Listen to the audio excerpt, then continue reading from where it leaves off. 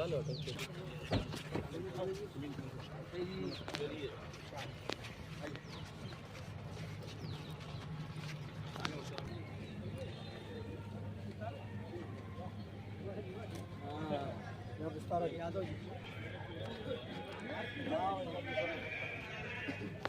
करके अपनी स्थान ग्रहण करें।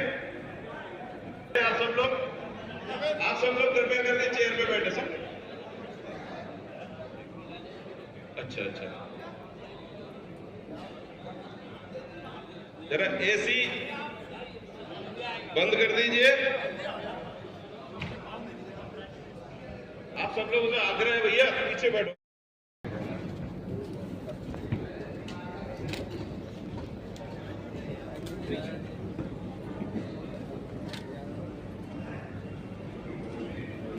माननीय जी ये प्रज्वलित कर रहे हैं।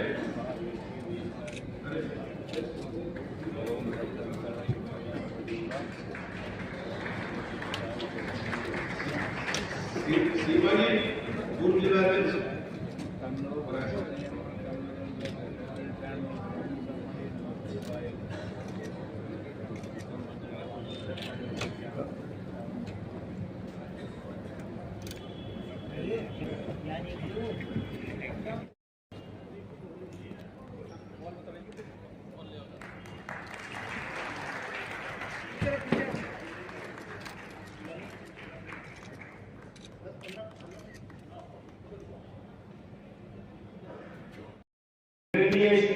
सौभाग्य की बात है, कई कार्यक्रमों के माध्यम से दूर से कार्यक्रमों में जाने का अवसर हुआ है तो दर्शन लाभ होता है। आज इस सम्मेलन में एक साथ इतने लोगों के दर्शन हुए, मैं हाथ जोड़ के आप सबको प्रणाम करता हूँ। आज चुनाव की बेला है और इस समाज में हमेशा से इस देश की दिशा और दशा बदलने का काम किया है।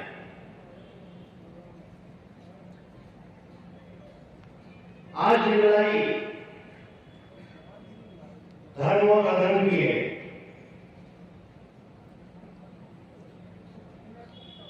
और आपका जब फैसला आता है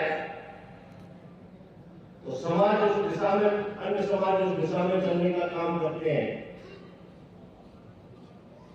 और आपके आशीर्वाद से आज हम इस पद में खड़े हैं, ये आपका आशीर्वाद है, आपका प्रताप है। कार्य मंत्रिमंडल में हमको शामिल किया गया है।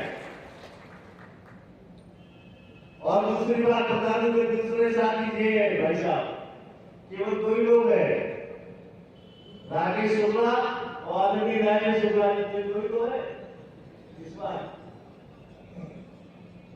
और दोनों आपके आशीर्वाद से बने हैं तो मेरा आप लोगों से ज्यादा समय, मैंने वैसे ही बहुत लेट कर दिया है उनको, मैं ज्यादा समय नहीं लूंगा, लेकिन एक विश्वास आपको दिलाने आया हूं, आप हमारी पूंजी है और हर हालत में इस पूंजी को हम बचा कर रखेंगे, ये मैं विश्वास आपको दिलाने आया हूं। नाम कैसे दिया जाता है और इसलिए इस चुनाव की बेला में हम लोगों को बहुत बड़ा कर्तव्य है कि हम लोग अपनी दिशा धर्म की ओर बताने की आवश्यकता नहीं है, लेकिन मैं निवेदन भारतीय जनता पार्टी की ओर करूंगा। और आप लोगों ने हमेशा धर्म के साथ में वर्षों से भारतीय जनता पार्टी जीत ले आ रही है। आज के समय में जीतना अलग बात है। आज मध्य प्रदेश में हम देख रहे हैं कि वोटिंग परसेंटेज बहुत कम है। हम लोगों को जो बड़ी जिम्मेदारी है कि मत को डालें और सब डालें, ये हम सबकी जिम्मेदारी है। इसलिए मैं आपसे बहुत करबद्ध विनती करता हूं कि आज समाज में आप लोग निकले और एक संदेश देने का काम करें, एक धर्म के साथ निकले और मुझे भी आशीर्वाद से बता दें कि राकेश तुमको वहां जाना है, हम वहां पहुंचने का काम करेंगे। आप लोग बुलाए और केवल एक ही विश्वास आपको फिर दिलाता हूं कि भारतीय जनता पार्टी की सांसद संध्या राय जी है और उनकी तरफ से भी कहता हूं कुछ हो सकता है, कुछ गलतियां हुई होंगी, आने जाने में हुई होंगी, लेकिन एक बात विश्वास से कहता हूं कि संध्या जी किसी को सीट की 9 के मुकाबले भी चुनी नहीं है। कोई ऐसा काम नहीं किया जिसके कारण से आपकी आंख को नीचा देखना पड़ा। इसलिए आप लोगों से करबद्ध निवेदन है कि आज के समय में भारतीय जनता पार्टी जैसी हमारे लोकतंत्र ने बहुत विस्तार से सारी बात बताई, दूसरे प्रत्याशी के बारे में कुछ कहना नहीं है। बहुत अच्छी बात कही उन्होंने, ये वर्षों पहले की बात है, जब की भी बात हो, लेकिन आज ठोकने की बात है कि अपना जब समय आया है उसका बदला लेने का ऐसा काम करो कि जिंदगी भर याद रखें कि भेजे लोगों की समाज में क्या है। इसलिए आपसे करबद्ध विनती है कि आप 7 तारीख को होने वाले मतदान में भारतीय जनता पार्टी के लिए, आदरणीय मोदी जी के लिए, हमारे आदरणीय शुक्ला जी आए हैं उनके सम्मान के लिए, आदरणीय मंच बैठे हैं उनके सम्मान के लिए, और मैं फिर आपको इस मंच के माध्यम से जिस पद पे मैं बैठा हूँ, मध्य प्रदेश की सरकार और केंद्र की सरकार के दूसरा जो सांसद आप बनाएंगे, दोनों सरकारें मिलकर आपके विश्वास में खड़ा उतरेंगी और आप मैं आपके सभी चीजों पर खरी उतर सकूं और मैंने प्रयास भी किया, लेकिन हो सकता है बहुत सारी स्थितियां ऐसी रही, क्षेत्र बड़ा होने के कारण कोविड के समय 2 साल का वो समय भी रहा, तो आप लोगों से मिलना नहीं हो पाया, कहीं किसी क्षेत्र में जा भी नहीं पाए, लेकिन उसके बावजूद भी आप सबने मुझे स्नेह दिया, लाड़ दिया और आप सबके मार्गदर्शन में मैंने 5 वर्षों में काम भी किया। मेरे पत्रकार भाई बैठे हैं, सभी सम्मानीय भाइयों के नेतृत्व में और आप सबके सहयोग से समय समय पर आप सबने मुझे विषय भी बताया और मैंने उन्हें यथास्थान पर रखा भी, लोकसभा में भी रखा, अपनी प्रदेश सरकार में भी रखा, अपने केंद्रीय मंत्रिमंडल में भी रखा और आप सबके आशीर्वाद से वो सारे विषय लगभग पूरे भी हुए। मैं विषयों पर नहीं जाऊंगी क्योंकि भाई साहब को ग्वालियर की कार्यक्रम में जाना है, वैसे ही हमारा कार्यक्रम ठीक चल रहा है, लेकिन आप सबके आशीर्वाद से लोकसभा की दृष्टि से बहुत सारे विकास कार्य हुए, लेकिन उसके बाद भी अभी भी भिंड और दतिया के लिए बहुत सारे ऐसे विषय जो आने वाले समय में माननीय प्रधानमंत्री जी के नेतृत्व में, माननीय हमारे प्रदेश के नेतृत्व में, सभी वरिष्ठों के नेतृत्व बहुत सारे विषय और भी होने, विकास कार्य भी और भी होने।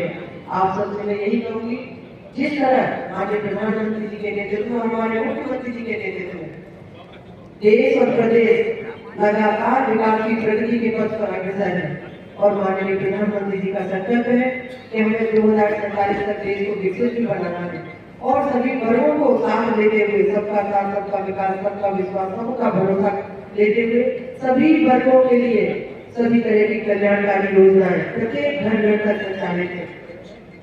देश में विकास हुआ, प्रदेश में विकास हुआ, कई विकास कार्य चल रहे हैं और आगामी समय में जैसा कि हम समझ सकते हैं माननीय प्रधानमंत्री जी के नेतृत्व में हमारा देश आने वाला जो माननीय प्रधानमंत्री जी का तीसरा कार्यकाल होगा, उसमें हमारा देश आर्थिक स्थिति की तीसरी शक्ति बनने के करते हुए निकलेगा।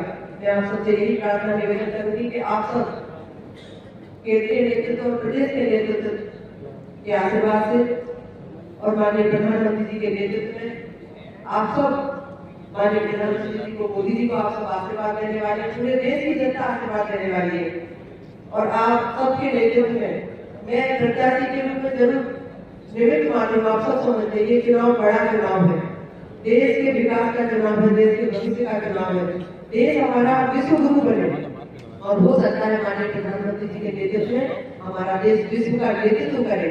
ये चुनाव बड़ा है, इसलिए प्रत्याशी के रूप में मैं निमित्त हूँ, लेकिन आप सब संध्या बनकर, आप सब प्रत्याशी बनकर, आप सब मोदी जी बनकर, आप सब जगह, आप सब मेरे लिए भी लगातार आप सबका आशीर्वाद रहा है माननीय प्रधानमंत्री जी के नेतृत्व में। आप सबका मुझे आशीर्वाद चाहिए, आप सबने पहले भी दिया और अभी भी प्रचंड आशीर्वाद प्रत्येक आप जमा जाए, क्योंकि यहाँ एक व्यक्ति बैठा है, वो एक नहीं है, वो अपने आप में पूरी संस्था है और आपके सबके मार्गदर्शन में मैं चल पाऊँ, आप सबसे यही आशीर्वाद चाहती हूँ। और 7 मई को हम सब कमल के फूल की बटन दबाकर आप सब माननीय प्रधानमंत्री जी के नेतृत्व इस बेटी को, इस बहन को आशीर्वाद दें, यही प्रार्थना, यही निवेदन आप सबके चरणों में नमन करती हूँ। बहुत बहुत धन्यवाद।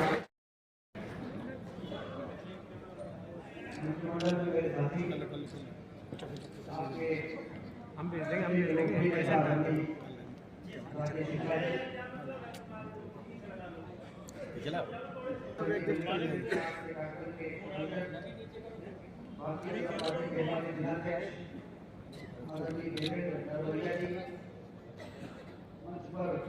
पीछे का तोड़ो। शुक्ला जी, रमेश वाकेवा जी, संजीव काकर जी, रमाशंकर दास जी महाराज यहाँ पर उपस्थित हैं और बड़ी संख्या में उपस्थित समाज के बहुत ही गणमान्य नागरिकगण, हमारे युवा के कार्यकर्ता जो यहाँ पर विस्तारित हैं, यहाँ पर महीनों से विस्तारित जो उपस्थित है, माताएं बहनें, हमारे मीडिया के साथी बड़े लगन के साथ काम कर रहे हैं, इनको डिस्टर्ब करने के लिए नाराज हो जाते हैं और उपस्थित बंधु, आज यहाँ पे कार्यक्रम की भव्यता करने के लिए मैं आदरणीय डॉक्टर पार्षद जी की जो हमारे सेवक हैं बधाई देता हूँ कि आपने यहाँ पर आगे ले जाओ कहीं दूसरी काट रहा है। सभी प्रमुख लोगों को एक ही जगह में इकट्ठा करके सभी का दर्शन करने का अवसर प्रदान किया है। समाज अपने आप में विशिष्ट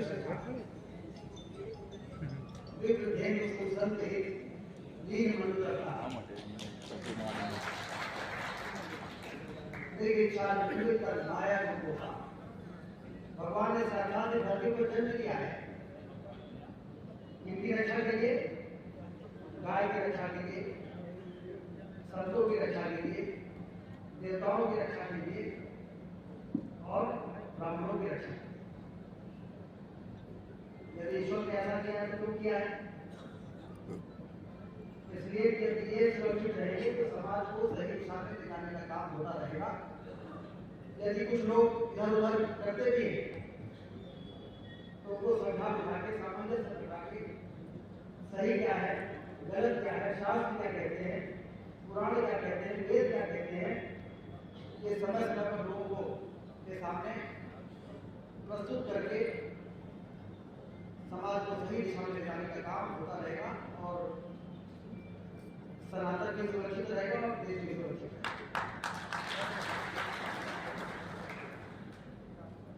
और इस समय बहुत ही महत्वपूर्ण समय चल रहा है, लोकतंत्र का महापर्व चल रहा है और मोदी जी के नेतृत्व में हम नहीं कहते, दुनिया ये कह रही है कि भारत आर्थिक महाशक्ति बनेगा। स्वामी विवेकानंद जी ने 19वीं सदी में कहा था कि 21वीं सदी भारत की होगी और 21वीं सदी चल रही है।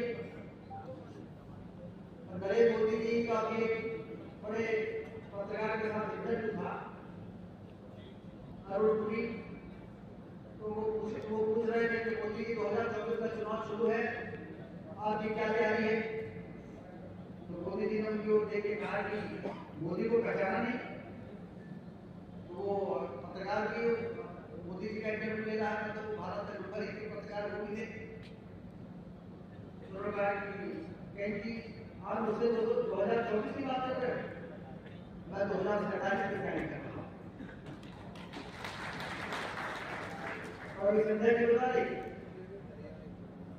कि 11वीं अर्थव्यवस्था से भारत को 5वीं अर्थव्यवस्था में पहुंचाने के बाद ये चुनाव जीतने के बाद भारत को किसी बड़ी अर्थव्यवस्था बनाने का काम किया जाएगा और जब आजादी के 100 वर्ष पूरे हो जाएंगे 2047 में तो अफ्रीका और चाइना को भी पीछे करते हुए भारत दुनिया की सबसे बड़ी अर्थव्यवस्था बनकर विश्व गुरु हो जाएगा। ये चुनाव किसी को जिताने हराने का खेल थोड़ी है, ये तो अपने बच्चों के भविष्य को बनाने का मौका है, आने वाली पीढ़ी के भविष्य को संवारने का सवाल। 2014 में मोदी जी को 282 सीटों के साथ इस देश की जनता ने 30 वर्षों के बाद स्पष्ट बहुमत की सरकार बनी। आप लोगों को ध्यान दो, 1984 में स्पष्ट बहुमत की सरकार बनी और उसके बाद 2014 में बनी, 30 वर्षों के बाद उसके पहले जितनी भी सरकारें बनी, अल्पमत की सरकारें बनी, गठबंधन की सरकारें बनी, क्योंकि एक पार्टी के पीछे पूरा देश एकमत होकर चलने को तैयार नहीं था। कहीं क्षेत्रवाद था, कहीं पर जातिवाद था और इसलिए फ्रैक्चर मैंडेट था और अराजकता और भ्रष्टाचार पराकाष्ठा पर पहुंची। रोज नए नए घोटाले सामने आते हैं। मुद्रास्फीति उच्चतम स्तर पर और विकास दर न्यूनतम स्तर पर पहुंची। जो अर्थशास्त्री हैं उस बात को समझते हैं कि देश बीमार हो रहा है। यदि मुद्रास्फीति ज्यादा है, विकास दर कम है तो देश बीमार हो रहा है। अटल बिहारी वाजपेयी जी तो कांग्रेस के लोगों को सत्ता सौंपी थी, अटल जी को भी ऐसी सरकार मिली, लेकिन उन्होंने विकास दर को 8% पहुंचाया था, मुद्रास्फीति को 3.5% पहुंचा के एक अच्छी अर्थव्यवस्था बनाकर इस देश को मनमोहन सिंह को कांग्रेस में लगा। लेकिन उन लोगों ने 10 वर्षों में फिर से उल्टा कर दिया और इसलिए मोदी जी को स्पष्ट बहुमत मिला और वो 2014 में स्पष्ट बहुमत मिला। जनता ने क्यों दिया? एक उम्मीद, वोट का वो उम्मीद का वोट। 2019 में जब चुनाव हुए तो 330 सीटों के साथ मोदी जी दूसरी बार प्रधानमंत्री बने। वो किस चीज का वोट था? वो वोट ऑफ परफॉर्मेंस। जो मोदी जी ने काम किए गरीबों के कल्याण के लिए, देश के विकास के लिए, तो 330 सीटें भी। और आज 2024 का चुनाव चल रहा है तो अभी 5 वर्षों में क्या हुआ है? इन 5 वर्षों में असाधारण प्रदर्शन हुआ, एक्स्ट्राऑर्डिनरी परफॉर्मेंस। कोई सोच सकता था धारा 370 कोई सरकार आके समाप्त करेगी, लेकिन धारा 370 समाप्त होना चाहिए था कि नहीं होना चाहिए? ये धारा 370 वो धारा थी इसकी आड़ में पाकिस्तान हिंदुस्तान के अंदर आतंकवादी गतिविधियों को चलाने का काम किया। डॉक्टर श्यामा प्रसाद मुखर्जी जी ने लोकेटी बता रहे थे, मंत्रिमंडल से इस्तीफा दे दिया। जवाहरलाल नेहरू के मंत्रिमंडल में मंत्री थे डॉक्टर श्यामा प्रसाद मुखर्जी, उन्होंने इस्तीफा देके कहा कि एक देश में 2 निशान 2 जहां 2 प्रधान नहीं चलेंगे। अटल बिहारी वाजपेयी जी को लेकर वो कश्मीर में प्रवेश कर रहे थे, जेल में बंद हो गए, जेल में उनकी मृत्यु हो गई। उसके पहले उन्होंने अटल जी से कहा था कि देश में जाके अटल जी बता दो कि मुखर्जी बिना परमिट के कश्मीर में प्रवेश कर गया, अभी अगर गलती रहनी चाहिए। जब तक धारा 370 समाप्त हो जाए, झंडा लेके अलग जगाते रहना। और उसके बाद आपने देखा कि दर्शन के नेतृत्व में काम हुआ, भारतीय जनता पार्टी बनी। इस वर्ष बहुमत राज्यसभा में मिल जाए, इसके लिए पार्टी अपनी ताकत बढ़ाती चली गई। और जैसे ही 2019 में देश की जनता ने लोकसभा राज्यसभा में पर्याप्त बहुमत दे दिया, धारा 370 को समाप्त करके इस कलंक को मिटाने का काम नरेंद्र मोदी जी ने किया। इसी प्रकार से अगर भगवान जो हमसे करना हो, कैसे हमारा देश खड़ा हो सकता है? हमारे देश की सबसे बड़ी ताकत तो मुगलों ने समझ लिया था कि ये धर्म और ध्यान सनातन सबसे बड़ी ताकत है। इस देश को तोड़ो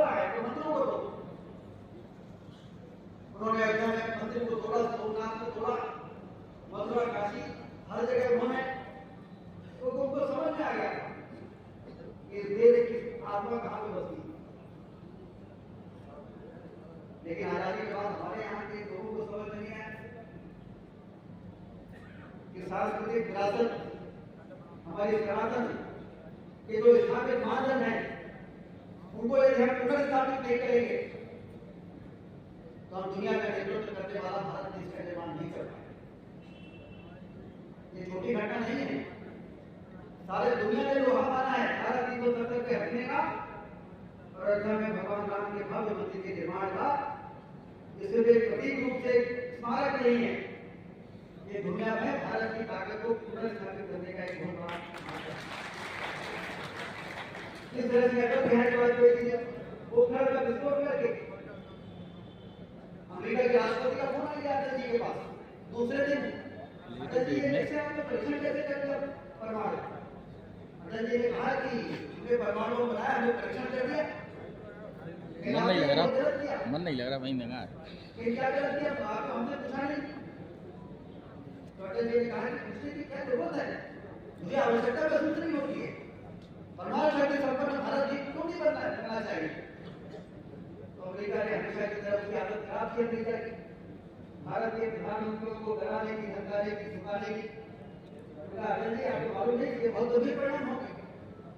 तो अटल जी को तो हमसे ज्यादा आप लोग जानते हैं कि धरती के वो सपूत रहे हैं, भारत माता के सपूत बने।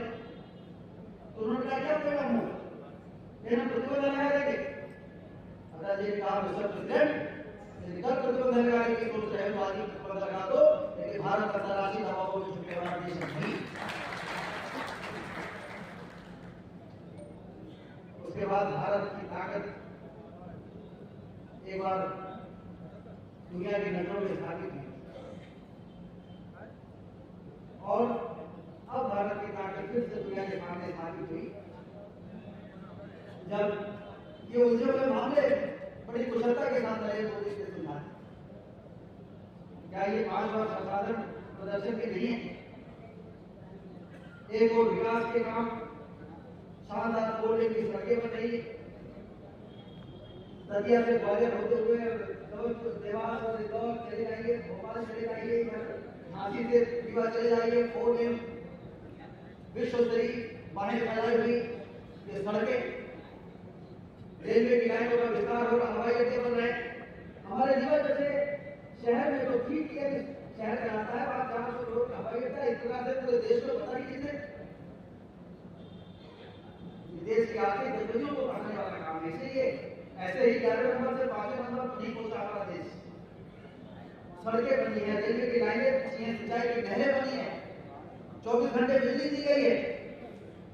धरती से दौलत पैदा अटल बिहारी वाजपेयी जी कहते थे, यदि देश को समृद्ध करना है तो धरती से दौलत पैदा करना। धरती से दौलत पैदा करने के लिए सिंचाई की नहरों का जाल बिछाना पड़ेगा, नदियों को जोड़ना पड़ेगा, जहां पर बाढ़ आती है वहां पानी रोक के, जहां पर सूखा होता है वहां पर पानी भेजना पड़ेगा। ये अटल बिहारी वाजपेयी की बातें कहना, बातें तो मंच से बहुत लोग कहते थे, लेकिन कही गई बातें जो देश के विकास के लिए, हित के लिए जरूरी है, उसको धरती पर उतारने का कार्य किसने किया है? तो सिर्फ और सिर्फ भारतीय जनता पार्टी की सरकारों ने। मैं ऊर्जा मंत्री था और मैंने 24 घंटे बिजली देने की बात कही थी। आप लोगों को मालूम है भाजपा की सरकार बनने के पहले जब कांग्रेस की सरकारें थी तो गांव अंधेरे में डूबे रहे, रात में भोजन करने के समय में भी बिजली नहीं है। तो मैंने विधानसभा में कहा कि ऊर्जा मंत्री के नाते मैंने कहा कि 24 घंटे बिजली देंगे मध्य प्रदेश। तो कांग्रेस के मित्र खड़े हो गए, हल्ला मचाने लगे। तो मैंने सोचा कि लगता है कुछ गलत बात कहती है। मैंने अगर गलत अपने विधायक साथियों से कहा कि क्या हो गया, कुछ गलत बोल दिया क्या? नहीं, आपने भी 24 घंटा बिजली देने की बात कही। तो मैंने ध्यान से सुना कि बोल क्या रहा है, मैंने कहा क्या बात है? तो कांग्रेस के मित्र खड़े होके नहीं, ये अध्यक्ष महोदय ये गलत बयानबाजी कर रहे हैं, ये कभी 24 घंटा बिजली नहीं दे सकते। तो मैंने कहा कि अध्यक्ष महोदय देखिए इनको कितना भरोसा है अपने आप को। इन्होंने 10 वर्षों में बिजली को इतना, बिजली के सिस्टम को इतना खराब कर दिया है कि वो अपने ऊपर इतना भरोसा है कि हमने इतना खराब कर दिया है कि आप कभी भी सुधार नहीं।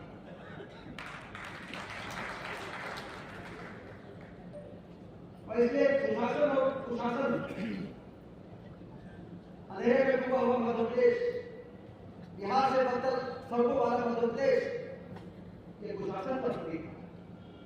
और आज स्वतंत्रता विकास की जो काम मोदी जी के नेतृत्व में और मध्य प्रदेश की भारतीय जनता पार्टी के नेतृत्व में, शिवराज सिंह चौहान जी के नेतृत्व में और डॉक्टर मोहन यादव जी के नेतृत्व में जो काम हो रहे हैं,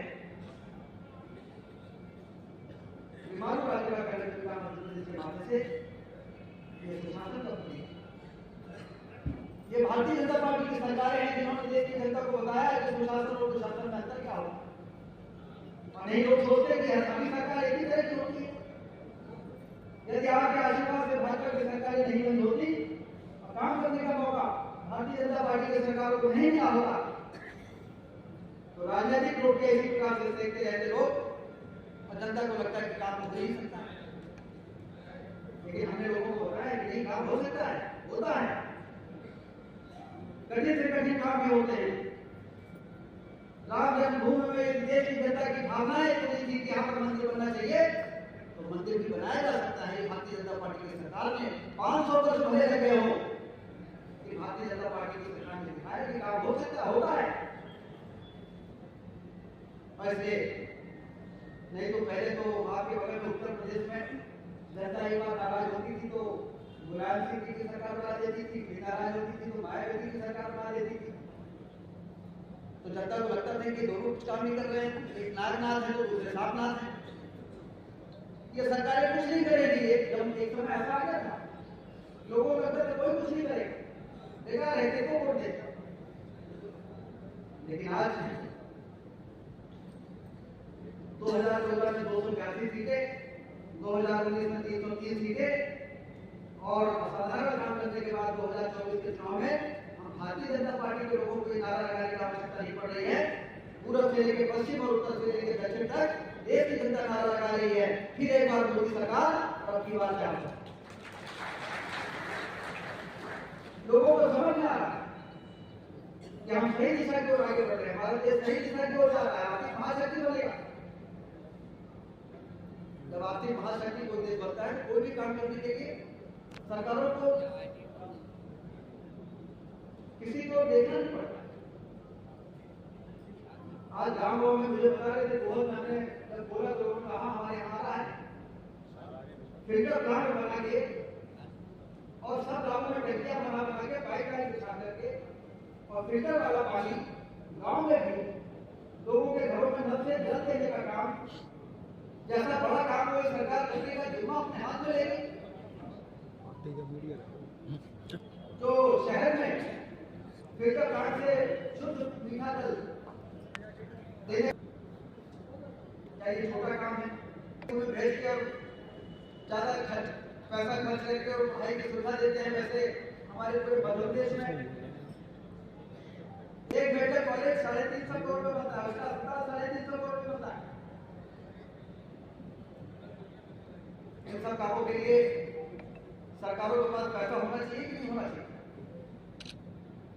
क्या सरकारों को ये कहने का अधिकार नहीं है कि जनता के हित के लिए जो काम जरूरी है उसके लिए हमारे पास पैसा नहीं, हमारा खजाना खाली है? क्या सरकारों को ये कहने का अधिकार है? लेकिन कांग्रेस के लोग हर काम के लिए कह देते पैसा नहीं है। लेकिन भारतीय जनता पार्टी की सरकारों ने कभी पैसे की कमी का रुकना नहीं हुआ है, अपनी आर्थिक स्थिति को बेहतर किया। नरेंद्र मोदी जी ने किया, 11वें नंबर से 5वें नंबर पर अर्थव्यवस्था पहुंचा दी, अब उसको तीसरे पे ले जाएंगे, ब्रेक में ले जाएंगे। और देश के विकास के लिए, समाज के अंतिम छोर पर खड़े हुए व्यक्ति के कल्याण के लिए जितना भी पैसे की आवश्यकता पड़ेगी उसका इंतजाम करेंगे। जनता ने हमको वोट दिया, हमारी जिम्मेदारी है। आयुष्मान कार्ड योजना बना के मोदी जी ने 55 करोड़ लोगों को, गरीब आदमियों को 5 लाख रुपए तक का इलाज बड़े से बड़े अस्पताल में जाके वो करा सके। इसके लिए आयुष्मान कार्ड योजना बनाई कि नहीं बनाई? आप कल्पना करिए कितना अस्पतालों को पेमेंट हुआ होगा सरकार के खजाने से।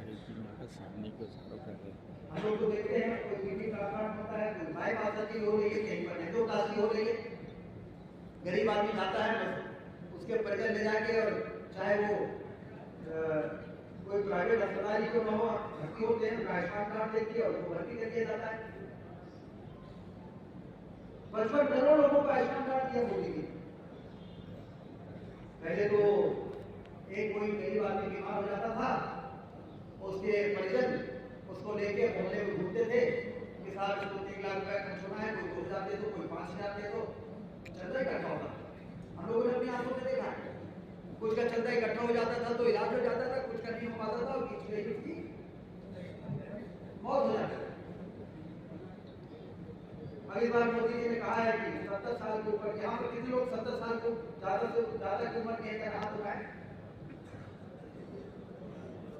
और वो लोग हाथ उठाए जिनके घरों में 70 साल के ऊपर के लोग, जिसमें थोड़ा जितना ज्यादा था। मोदी जी ने कहा है कि 70 साल के ऊपर के जो लोग होंगे नागरिक हमारे, चाहे वो गरीब हो चाहे वो अमीर हो, चाहे वो अगली जाति हो चाहे वो पिछड़ी जाति हो, उसमें गरीबी रेखा नहीं देखी जाएगी, उसमें सामाजिक आर्थिक सर्वेक्षण वाली सूची नहीं देखी जाएगी जो आयुष्मान कार्ड के जनरल योजना में है। सबको 5 लाख रुपए तक का मुफ्त में इलाज करने के लिए आयुष्मान कार्ड योजना दिया जाएगा, उसके फॉर्म भराएगा। आप लोगों से निवेदन है कि वो फॉर्म प्राप्त कर देंगे और उस फॉर्म को भरवा के, और भारतीय जनता पार्टी के जो हमारे मंत्री जी हैं, जो सांसद जी हैं, उनको पूछा देंगे। मोदी जो कहते हैं वो किस प्रकार से होता है, हमने देखा है।